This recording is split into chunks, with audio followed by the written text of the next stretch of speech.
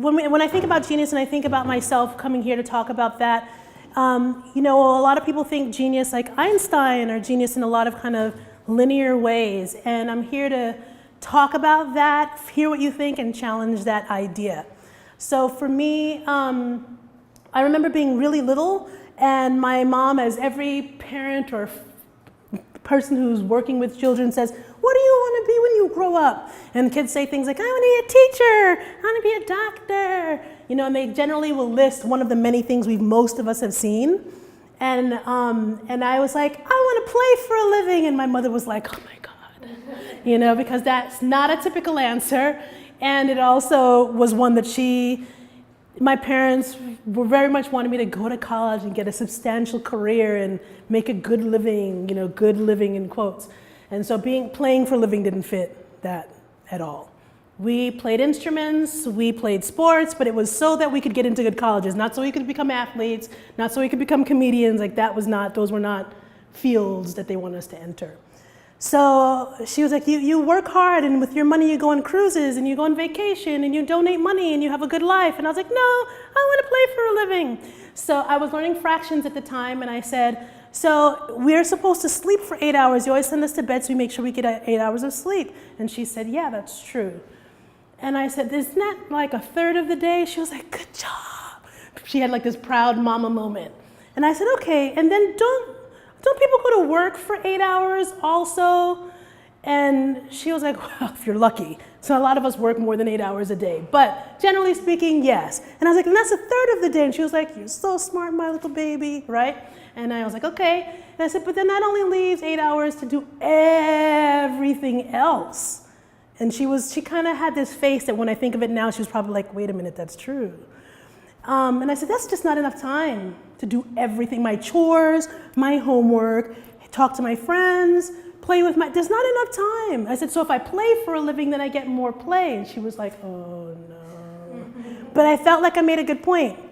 It took me a long and detoured journey to get to this time, but I do officially play for a living now, and I show other people how to do that. So the idea with me is, there are things that I believe that we are inherently good at or inherently drawn to, that if we are either looking back, paying attention, or someone in our lives are noticing, they're habits that we have, ways that we learn. Some people learn best by writing. Some people learn best by seeing things. Some people learn best by hearing things or making, building, touching things, right? And somewhere along the line, when we're dealing with children, we encourage them to color, to draw, to dance, to build things with blocks, knock it down and start again. We give them a million chances to explore and express everything that wants to come through them. And then at some point, I don't know what age, but all of that becomes frivolous time spent. And we stop doing that. And you don't see that return in life until either someone has an accident and has a traumatic brain injury and they're trying to kind of put their thoughts and motor skills back together again, or their abilities, or when people are later on in life and are having issues with things like Alzheimer's. Then all of a sudden we start wheeling out that little red wagon, that radio flyer wagon full of toys and games and colors and patterns and things that have a sensory experience, like this book has felt on it or whatever. And all of a sudden those things are valid again. So I'm asking, what happens to that time in between childhood and some kind of dysfunction? And why can't we employ what's great about play and interaction throughout our entire lives, right? So essentially that's what I'm constantly exploring. So I mainly work with adults on those topics. Okay, so genius, that's what we're here talking about today. I feel like for me, play, fun, humor, laughter, that's my genius. It's what I've always done. I've always been the person people are like, she's funny, or when I'm hanging out with her, I feel so happy, or whatever. I'm always like, how do we make this better? How do we make this work? And that's just who I've always been. And the more I think about it, I just feel like that's inherently me. So I'm gonna say that is my genius. But let's take a look at the dictionary definition to see what the right answer is. Okay, the right answer, and I was gonna put it in quotes, but I was like, okay, let's just put it in bold. So a few of the things I found on the web when I was searching through: a singly strong marked capacity or aptitude, extraordinary intellectual power, especially as manifested in creative activity, a person who influences another for good or bad. Okay? All right. So that's fine, but I have some questions. Here's some things to consider. Can someone be a genius if they're the only one who thinks so? If nobody else would call you a genius, are you still a genius? Is one born with genius qualities, or are they acquired? And also, I'm going to add some extra questions. So, if you're the only one who thinks you're a genius, are you still a genius? Who decides if people are geniuses? Are you born with it, or is it acquired? How extraordinary must one be to be considered genius? Like if you're taking a test in school and you get a 95, that's an A, right? So what is the number, or what is the scale that we say, you are just shy of genius? Had you done just a little more, we'd be able to don that label on you. So when does that happen? And who decided what that spectrum was going to be? Can genius be undone? Is there a point where you're like, you used to be a genius, I don't think we're going to call you a genius anymore. You have failed in geniusdom, and you are now an ordinary soul. Does that ever happen? Like after Thomas Edison made the light bulb, was there a point where his family was like, you think you're so smart, Tommy, don't you? You're just a regular folk, just like the rest of, like, does that happen at some point? Okay, so if one attempts but cannot make money at their genius, is it still considered genius? If you are stony broke, and you never provide for your family or your loved ones in any kind of way, or yourself, but you have these amazing ideas, can you still be considered a genius? So, I want you to stew on that sort of stuff. All right. Okay, so are you a genius? Everybody here in this room. And am I a genius? So what I want to do is I want to consider a couple of things. You know when you're watching a movie with your favorite actor or actress, and there's this scene and you're just like riveted and you're like, oh my God, you're all in that moment.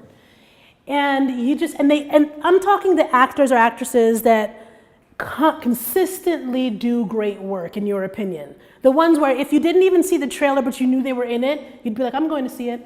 I don't even need to know what it's about, I'm going to go see it. You just trust that it's going to be an awesome film. Would you consider that person to be a genius? We often assign the word genius to people like Thomas Edison, Albert Einstein, like people who develop cures for things or make the world a different place in some really obvious way. But who created the doorknob, and how come that person's not a genius, and why don't we know his or her name, right? We couldn't be functioning without doorknobs or windows, but yet nobody cares about them, right? So are they geniuses or not? If a teacher is constantly finding new ways to help kids learn, would you call that genius? Okay. Do you have to be famous to be a genius? So, I'd love to hear some of your ideas about what you think makes a genius, and if you have any thoughts or comments on any of the things that I brought up so far about, does genius fade? When does it start? How does one know if one's a genius or not? You have any thoughts about that? Any of those things? Yeah. Yeah? Well, I guess I would just be playing off the idea that's been going around. There's like 8 different types, and there's probably more intelligence, athletic, or spatial. Okay. So I was just going to play off of that idea. Right. But I don't know where to go. Would you say that most people consider genius to be assigned to people with science skills and math skills, with architectural type skills? Well, no, according to at least that perspective, the 8 intelligence, there's physical ability. I think I default to the science and math, but then when I think about it, I'm like, I've had some rappers have genius lyrics, and I think that then I'm like, well, obviously that's not math and science, so. Right. So then I suss it out from there, but I think I do default to the science and math. Right, and then I think when people aren't doing that, would you say that we then lean towards like music and art? Like someone would say Mozart is a genius, or Salvador Dali is a genius. Do you know what I mean? But can you be a street sweeper genius? Why couldn't a street sweeper be a genius? Then the next thing I'm curious about is if, like in the case of science or math or even music or art, at what point do you go, oh, they have something? Or whether the family member or caregiver goes, hey, they have a skill that's going to be off the charts, or if the person themselves goes, hey, I'm doing something like nobody else. I don't know what this is going to be. They might think it's going to be great, or they might just be like, I'm just going to keep exploring this. At what point do we go, genius is happening there? I feel like it doesn't matter what area or sector, innovation, I feel like sparks genius. Whether you're designing, a better vacuum cleaner or like calculating the speed of light. Either way, if there's innovation and spark there, I feel like that's where genius comes in. Okay. Anybody else? Okay. There'll be more times to talk, don't worry. Okay. All right, we just talked amongst ourselves. Nope, not going to. Is this the right one? Yes, okay. All right, so a couple other things to consider. I want to talk about like genius versus failure, or genius and failure. I don't have children, but even if you don't have children, we've all known about like children learning to walk and how many times they fall down and things like that. I don't remember ever seeing a parent when the kid falls being like, dang it, Timmy, you keep falling down. Why don't you just try a little harder? Who says that to the kid? Nobody. They just wobble, and you might be sitting there like, oh boy, Jimmy's gonna fall down. But you let Jimmy or Earl or whatever, Emily, figure it out, right? And they're playing with blocks, they build, and you might find yourself watching and being fascinated at whatever they think they're building, and then eventually, inevitably, all of them tumble down. And the kid might or might not cry, but then they'll try to build again, right? We don't stop them from that process. We allow them to keep coming up with whatever they want to come up with, right?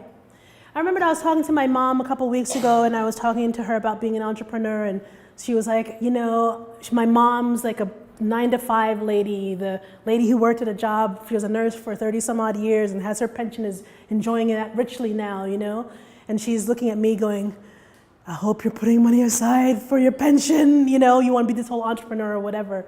And she stated that she felt worried. She was like, I worry about you. I want to make sure that you have everything you need. And I'm like, I'm taking care of myself. I'm good. And she's like, maybe you should just go work for the government or something. And I was like, if everybody always did what everybody's always done, and nobody ever went out on a limb to try to make something new that nobody else understands, then we would never have anything new, right? So I was like, I'm one of those people, like I've got to go out there on that edge. So even if you don't get it, or even if you feel scared for me, or if this is happening in any of your lives, like we have to keep going, right? So is genius even appreciated by those who, I know my mother loves me dearly. I don't have a question in my mind. But if genius is not appreciated, does it make it harder to be genius or not?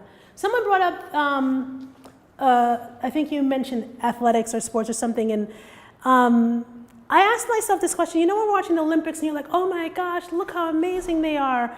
I don't know that I've ever called an Olympian a genius, but they certainly kind of are in that realm the way we understand their abilities to be, that they're kind of like, not superhuman, but somewhere out there, far from where I function, right? So I find myself wondering, could we be genius or be living in our genius if we spent the kind of time an Olympian spends from the time they start spending it on whatever that thing is? If you looked at your life and thought, I'm kind of good at crocheting, or I kind of have an affinity for making snacks that are about this big. No matter what it is, somehow I can make anything into a snack. Whatever that is, I'm on some level trivializing it, but whatever the thing is that you feel that you're good at, what if you were to be like, oh, that's my jam, and you put all your spare money and all your spare time, and everybody who loved and cared about your future was like, you will go to snack making camp every summer, you know what I mean? And then all of a sudden you become this master worldwide chef, blah, blah, blah. Do we give whatever our skills or talents are enough time to grow into that something? If you liken it to, I'm not wearing a sweater, but if I were wearing a sweater, you know sometimes there's that little string that's hanging on it, and you learn, this only happens in your younger years. As you grow older, you learn not to do this. Be like, oh, let me get that. And what do? You pull it, and then you keep pulling it, and the thing is just unraveling, and you think at some point it's gonna stop, and it doesn't until you learn, don't do that in the future. Get a scissors and snip it, or tuck it back in the hole, whatever it is. What if, whatever that small little something that you think you're kind of sort of good at, or maybe you're like, I'm actually pretty great at this thing, that you kept pulling that thing until it became whatever this day is, whatever this time, or whatever that percentage on the scale is, where you can start calling something genius. When the string is just hanging out this much, I don't think we would call that genius, but if you've done this and unraveled an entire sweater, that would be like the outfit malfunction level of genius, right? Does that make sense? That made a lot of sense in my head. It felt really like deep and smart, but everybody's really quiet, so maybe you'd feel like that lady is talking about something. I don't know what she's saying. But anyway, I hope that makes some sense. So let's talk about a couple of things. There's another page that's coming. So what I'd like for us to do right now is, besides the toys and knickknacks and stuff on your desk, there are writing implements, and there are some cards which are we have two different kinds of cards for two different things. There are white cards on your table, and at any point in this exercise, I want you to write down your unstoppable song. One of the things, unstoppable song. I'll tell you what an unstoppable song is. So I think it's almost 10 years now that I've been doing this, but I've always asked at every event that I do what people's unstoppable song is. An unstoppable song is a song that you listen to when you are feeling down and out, and it helps lift you up. It is a song that you listen to when you're like, what? You can't stop me? I can do anything. Or maybe you've accomplished some huge task, and it's a song you blare on the radio, and you're like, yeah. It is your anthem. It is one of the songs in the soundtrack of your life. Most people have many unstoppable songs, and if you've never been asked any version of this question, you might be like, I don't have one, and that's okay. And I promise you, either before you leave or when you get home, you're going to be like, you're going to think of at least one, and then they're just going to start coming. And the next time you hear a song and you're like, oh, this is my jam, then you'll be like, oh, that's what she was talking about. So I'm going to ask you on the white index card to write down at least one unstoppable song, the title as best as you know it, and the artist, musician that sings it, plays it. You can write your name if you want to. If you write your name on my Facebook and different social media, sometimes I write, today's unstoppable song is, and if you put your name, I'll be like, by so-and-so. But if you don't put your name, it can be anonymous. You can put as many as you can fit on that card. So that's one thing that you can do anytime between now and when we're done. Then these cards are very different. And we are going to do something else with these cards here also. What I'd like for you to do in the next few minutes, I am going to play one unstoppable song. If we need more time, I'll play a second one. In the time of one length of a song, I want you to talk to somebody at your table. I want you to find out their name and a little bit about them. What are they great at? What are they... I want to challenge each of you to think of something that you kick butt at. I think people are sometimes...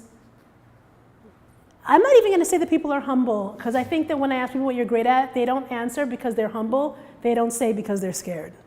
Because if I ask you to make a list of the things you'd like to improve in your life, people would be like, on just an index card? Like, I need an 8x10 piece of paper, right? But if I ask you what you're awesome at and I ask you to fill an 8x10 piece of paper, people would be like having stress moments, right? I'm going to ask you to come up with one thing that you are undeniably awesome at. Whether you decided you're awesome at that yourself or somebody told you you're awesome at that. And tell somebody at your table. So tell them your name. You can chat about what you do or who you are or what you're up to. But at the very least, I want a name and something you're awesome at, and then we'll share some of that. Okay. Was there anybody in here who felt... Right? Like, why do you do this right? Was there anybody in here who felt that they were struggling to come up with or to name what their genius is or what they're awesome at? Anybody? Raise your hand if that was you. Okay, so a small handful of people. Let me say this. When you said, Nettie, you said that one of your geniuses is moving. And someone might think like, hey, how is that a genius or whatever? And the minute you said that, I was like, packing, that's one of mine. And when I was younger and the Tetris first came out, I was like, this hands down is my favorite like video type game. I love board games more than video games, but video, even to this day, Tetris is still my favorite game. And so when I ask you, like, look back into your lives, there are things that are patterns. There are things that you enjoy, that you find easy. And for me, whenever we're going on a trip or we're traveling, I'm like, put everything on the curb. Don't come back later about how about this, can we add this? No, we can't. Put everything on the curb. And once something in my brain, when I look at it and I look at the trunk space, I'm like, I know where everything goes. And somehow everything fits. Same with a suitcase, same with the dishwasher. But spatial reasoning, like how big do you think this room is? I don't know. If we move this like this, what would it look like? I don't know. I can't do that. But for the packing thing works. And Tetris was one of the things that made me go, oh, there's a pattern, Tetris, packing, same thing. So for those of you that were like, what, I don't know what my thing is, just think of all the things you've ever done and what you like. I'm going to walk you through a brief version of something I do in my workshop. So let's do this. I'm going to have you pass the stack behind you. Let your heart put the answer down. Please don't adult it to death and be like, well, but it depends. If you're thinking it depends, stop thinking. You're already thinking too much. There's an answer that should just arise from within. Okay, first question. What thing can you do where time on the clock flies? I'm also not going to give a lot of time between the questions because that would mean you'll be thinking. Next question, what is your favorite color? This one should be a no-brainer for most of you. Everybody in here is old enough that they probably know what their favorite color is. What type of music or genre of music is your favorite? If you're like me and you're like, all genres, they're all my favorite. That's great, pick one. And try not to have a tie. Okay? What is your favorite season of the year? Okay. What is your favorite hobby? You may think, well, how is this different than the first question? This may take a lot of time and you may notice the time on the clock, but what do you love to do? Oh, I should have put a caveat out there. All of you parents, do me a favor. And if you've already done this, that's okay. Don't stop doing it from here forward. I am asking you, your individual soul self, not my hobby is spending time with my children. Nope, that's not on there. One of the things I am not a parent, so it's not that I'm I love my kids and spending time with them is the best thing in the world. What I'm saying is, you are an individual. You may also be a parent. You may also be a girlfriend, boyfriend, husband, wife. You may also be the Army soldier, your parents' kid, your employer's employee. You are a lot of things. All of these questions are you, selfish you, that answer. Okay? Next, would you rather read something, listen to it, or draw it? Or draw or build. The draw and build may be separate depending on how your brain functions, but would you rather read something, listen to it, draw it, or build it? That's a loaded question. Yeah, that's like, podcasts have changed there. Now, I ask these questions of teens and children, they don't have a problem. So, what I'm saying is when you start getting into the what if this and what if, every single question can be compartmentalized into, well, I love autumn and spring. So it depends. Depends on what? Then you're into like 5,000 other versions of what it depends on. At the end of the day, if someone were to say, I will give you $1 million if in the next 10 seconds you can pick one, you would probably pick one, right? Just pick one. You're not married to it. It can change tomorrow. Just pick one. Are you, and don't do that, it depends, would you consider yourself an extrovert or an introvert? Okay, would you rather mingle in a large crowd, whether it's a concert, carnival, whatever, or would you rather a small, intimate setting? if you were being interviewed, would you rather be interviewed for television in front of a camera, radio in a booth with a big boom microphone in front of you, sitting with someone, a pen and paper for a newspaper, or on a social media like vlog, video type situation? Most important thing you value in someone else that you're romantically inclined to like. That may or may not be who you're with, just put it out there. But if I was asking you to fill out a dating form and you're like, and I said, what do you really want in someone else? Okay? What is your favorite article of clothing to wear? Are you a person who loves to sport a hat? Are you like, forget high heels, put me in flats? Are you, I can't wait till I can put on sweaters again. I should move someplace where you can wear sweaters all the time. Okay? Would you rather rough it camping or diva style it in a hotel? And when I say hotel, I mean fancy hotel. I don't mean like La Quinta. I mean like the kind that might have a view. You might be able to walk out to the beach from your room, like that kind of hotel. Okay, if you had to say you were drawn to a pattern, would you say you're a person who's drawn to polka dots, stripes, paisley, gingham type checkered things, checkers, checkerboard pattern, I don't know what other kind of pattern. They're like squiggly lines, zigzag. There's probably like 20 other kinds of patterns. Okay, what is your favorite time of day? Are you a morning person? Are you a night owl? Are you a catch me between noon and 5 and you've got the best of me? What is your favorite food? You can lump it into a genre like vegetables, or you can specifically say watermelon, cliche or not, me love watermelon. I'm not even gonna say fried chicken because then that'll be a crazy town. Like I love fried chicken and watermelon is my favorite. It's actually not, but watermelon is my favorite, but fried chicken is not. Okay, your favorite drink. You can say water. If you're on a diet, don't say water. Don't say water because it's the right answer. Say like, you can be like, if you drink alcohol, you can be like, oh, I love a fill in the blank. I don't drink, so I don't know. But I might have said pina colada like 15 years ago. Okay. What is your favorite cheat snack? If you put for your food snacks, then I guess you get a second time to put it. No, these are all different questions. Cheat. Like if calories weren't an issue, if you didn't know there was food dye in there, if you didn't have to worry about sugar and diabetes, if you know what I mean, if none of that mattered, what would you be like? Hit me up with a big plate of Doritos. Give me a bowl of Doritos. Okay? Okay, last question. I don't know what the lumping word would be for this, but would you rather be in the desert? Would you rather be by the ocean? Would you rather be in like plains or rolling hills or up in the mountains?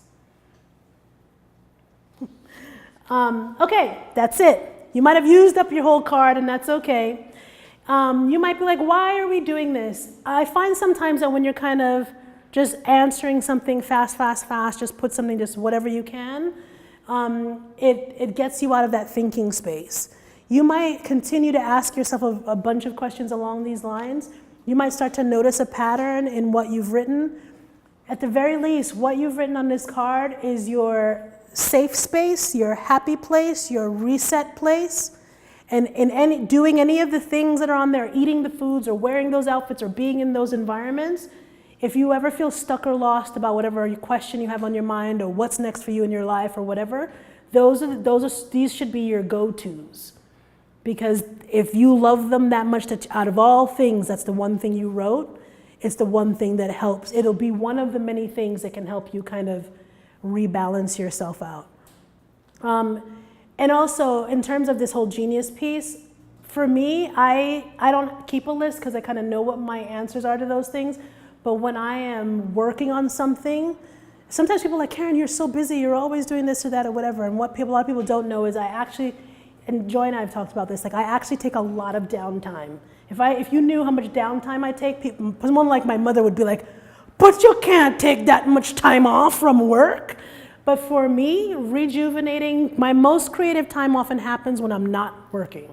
I can be at a concert, and all of a sudden I've written a whole comedy show. People are like, why are you writing in the middle of a concert? I'm like, I don't know, it's just coming. I can be traveling somewhere and I'd be on a plane or plane's delayed, and all of a sudden I've written 3 workshops. So when I sit at a desk and I'm all, like, that's my worst stuff. My best stuff is doing stuff that I love, or being by the ocean, or, you know, whatever the things are that are on my list. So if you're like, I don't know what my genius is, or I don't know how to reset myself, or how to keep fueling what I am good at, or what I'm doing till I can do what I'm awesome at, this list may help you in that way. All right, so in the last big fat 8 minutes that we have, let's go to this. So alternate ending, I would like to redefine genius. I would like to say, at Creative Mornings, we say that everybody is a creative. Everybody is welcome, right? And I feel that if everybody is creative, which I actually do believe that's true, I also believe that we are all, either you can say that you're a genius or that you have a genius skill. I believe that everybody has one, every single person. And I feel like it's important. People might call it your purpose, they might call it your whatever. And it doesn't have to look like the traditional things that we would think would fit. It doesn't have to be math, it doesn't have to be science, it might be. You don't have to be an artist. Because even when we say everybody's creative, people are like, I'm not creative, I can't draw. Like, people kind of automatically think creativity has to do with the arts. And that's not necessarily true. It's not solely true. So I'm going to say that genius, for me, I've redefined it as playing to your strength. So whatever it is that you happen to be awesome at, if you do more of that, whether you do more of it for yourself, or you help others do it, or do it for others because they are not so great at it, and for them they're like, oh, I hate it. You know, I love to pack. My mom will go on like the most glorious vacation, and the day before the vacation, she's all kinds of undone because she has to pack 3 bags. You know, I'm like, you're going on the QE2 tomorrow. She's not been on the QE2, it's just an example. But she'll be like crying and complaining the day before because she's got to pack a bag. So I'm like, I'll pack your bag for you because I like it, and I'll do it in like 20 minutes and you'll have everything you need. So if your genius helps someone ease their process, their life, whatever, then do it. And you could also do it for money. You might make a lot of money doing it because you love doing it. And when the money is slim, you'll still be like, I love what I do though, it's so great. Till you like don't have enough to buy ramen, then you'll be like, I gotta get a job. But anyway, playing to your strengths is what I call it. You're welcome to borrow this statement, to make up your own. And next, we have 2 more things. The Genius Exchange. How many of you have any space left on your colorful card? Like, not a lot, okay.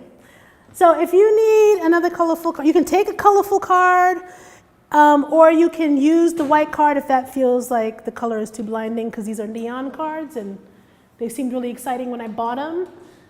And every once in a while when I look at them, I feel like I'm going like this, you know? So some people may not love that. Oh, do you guys need cards? Anybody need a new card? Okay, so in the Genius Exchange, here's what I'd like you to do. Since everybody introduced themselves and what they're good at, before you leave, I'm not going to sit here and like watch everybody do it because I don't want you to feel like, I feel oppressed. Before you leave, if you have an interest, grab the name, contact information, and whatever that person's genius is. And so it's sort of like getting their calling card. So if you want to connect with someone in this space that has an interest that either interests you because it's an interest you have, or something that you're like, I don't know what about that, and you can get to know more about them and how you can work together, please do that before you leave on one of the cards, any of the cards you want. And that's our Genius Exchange. Then next, I'm going to say thank you very much for having me here today. I'd love to keep in touch, I'd love to keep in touch in general, but especially if you want to talk more about play and how that might work in a variety of settings. I don't know if any of you have read my bio on the talk for the list of the talk for today, but essentially I'll write classes and workshops. I've done it for Huntsman Cancer Institute. I've done it overseas at Trinity College. I've done it for a few colleges here. I've worked with teens writing a program for them to deal with anxiety and depression. So whether it's about wellness in general or how to function better and more effectively in the workplace, I did a series of workshops for Western Governors University when they did their conference at Disney a few years ago to help teams work better and be more efficient to get the results that they wanted. So if you want to talk to me about that or anything else, That's my name, my website. I've got a newsletter. And then also I'm on Facebook, Twitter, Instagram, YouTube, but let's just stick with those three for now. I am actually on LinkedIn too, yes. So you can find me as Whole Body Laughter, Whole Body Laugh on Twitter because it didn't fit the ter part, or Karen Bayard, either way, and I'm Googleable. So if none of that makes sense, you can Google Whole Body Laughter or my name and you'll find me.